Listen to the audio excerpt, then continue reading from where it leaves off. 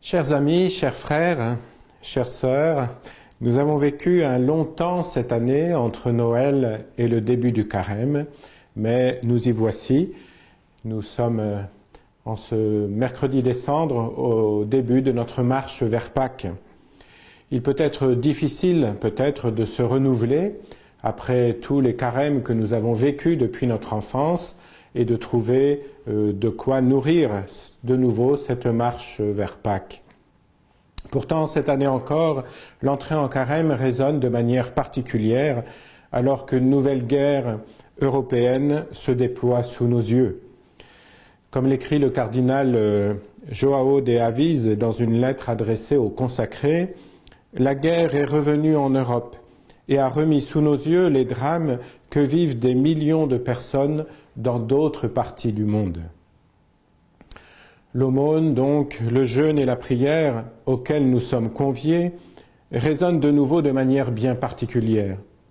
Face à la guerre, aux situations d'injustice, à la violence, au mépris des droits fondamentaux de chaque être humain, nous sommes conviés à nouveau à ces gestes de l'aumône, du jeûne et de la prière pour prendre soin les uns des autres. En effet, avant de connaître cette actualité dramatique en Ukraine, nous avions choisi de vous inviter à saisir ce temps de carême pour mieux prendre soin les uns des autres, en vous laissant inspirer par un certain nombre de témoignages en famille de l'Assomption.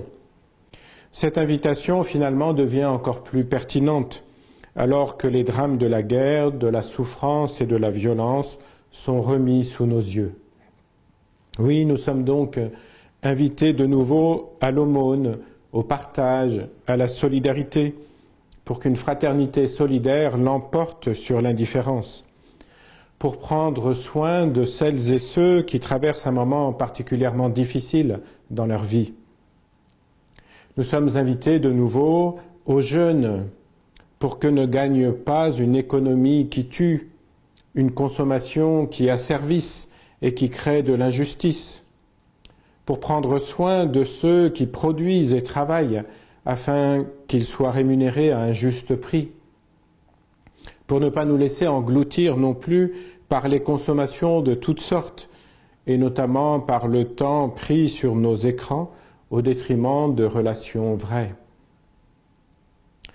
Nous sommes invités de nouveau à la prière pour que l'amour remplace la haine, pour que le dialogue soit plus fort que les armes, pour que la justice et la paix qui nous semblent parfois impossibles puissent tout de même advenir.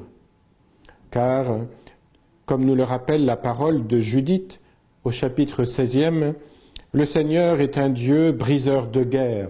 Son nom est le Seigneur.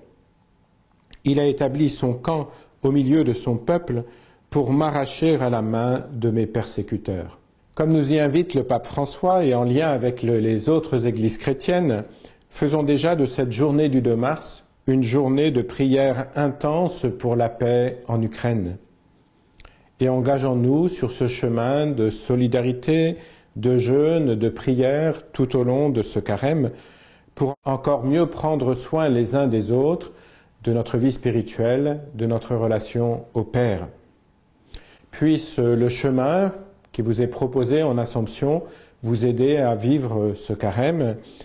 Bon temps donc de carême et bon chemin vers la victoire pascale sur toute haine et toute mort.